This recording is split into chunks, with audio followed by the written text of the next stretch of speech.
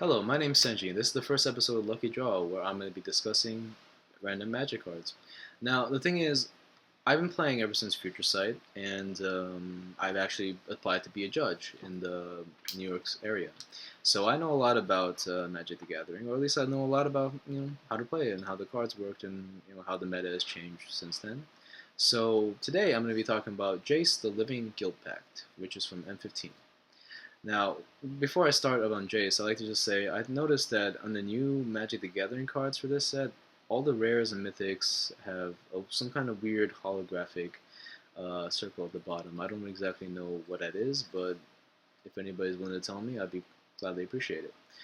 Okay, so on to Jace. So Jace is a 4 mana planeswalker with 2 blue for, first of all, 5 loyalty counters. Now, 5 loyalty counters is quite a bit for 4, even if it is 2 colors. So that probably means that his abilities are not going to be that OP. Now, but also keep in mind, it is 2 blue mana, and while that's not, huge for a planeswalker, there's a lot of planeswalkers like Nico Bolas who has 3 different kinds of mana. So let's look at his abilities and see if they match up and justify that kind of cost. So his +1 is look at the first 2 cards of your library. Put one of them into your graveyard. Now, one thing I've noticed about the M15 set is that they really into the graveyard. But while I don't see a lot of cards that actually utilize the graveyard, it does seem like putting cards in the graveyard is part of the meta. Now, I'm not really big on Theros, to be honest, so there might be some cards in there that actually synergize with that. Since once again we're talking about standard, but that is actually a very good ability, even something like Legacy, because if you have a trash card that doesn't work against someone's deck, or you just want something else, then you get to at least mill one. It's at least a improvised scrying, and I feel like that's very useful.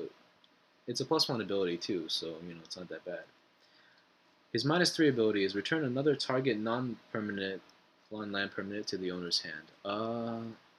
For -3, that's actually pretty costly because if you think about it, okay, let's say you played on the first turn, and as soon as you play it, you use the -3. Assuming they have more than one creature, assuming they have creatures that can damage it, Jace is basically dead. So if you're in a really bad situation, you basically pay 4 mana to take 1 hit and to return another non-land permanent to someone's hand. That's not the worst trade possible, but if you're in a bad situation, it's not the best. Honestly, I don't see the second ability being used too often. I feel like it's just one that you use when you really need, when you're really desperate.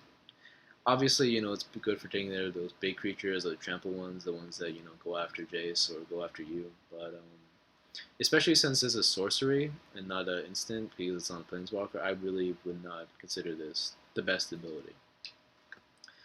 Now his -8, his bomb, so to say, is each player shuffles his or her hand and the graveyard into his library. You draw 7 cards. I actually really like this ability because first it takes up to the 4th turn to get it. Now that is not the most efficient for a planeswalker. Most planeswalkers might get it, 3rd, 4th turn.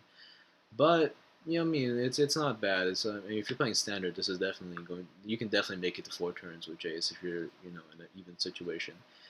Legacy, who knows? In Legacy, God, you have a burn deck, this thing goes away in the 1st turn.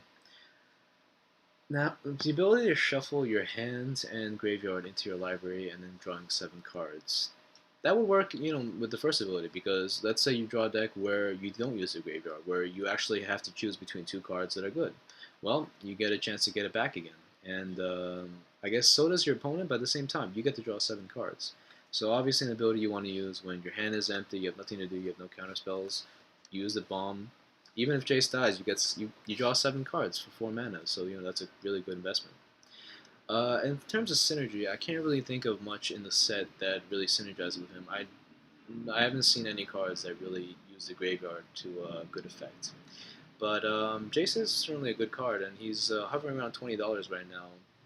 It might go up, he might go down based on whether somebody else can find a place for him, but in my opinion, he's probably going to go down because, like most planeswalkers, he just ends up not being OP enough. He's not Big Jace, he's not Tezzeret, he's probably not going to stay up that long.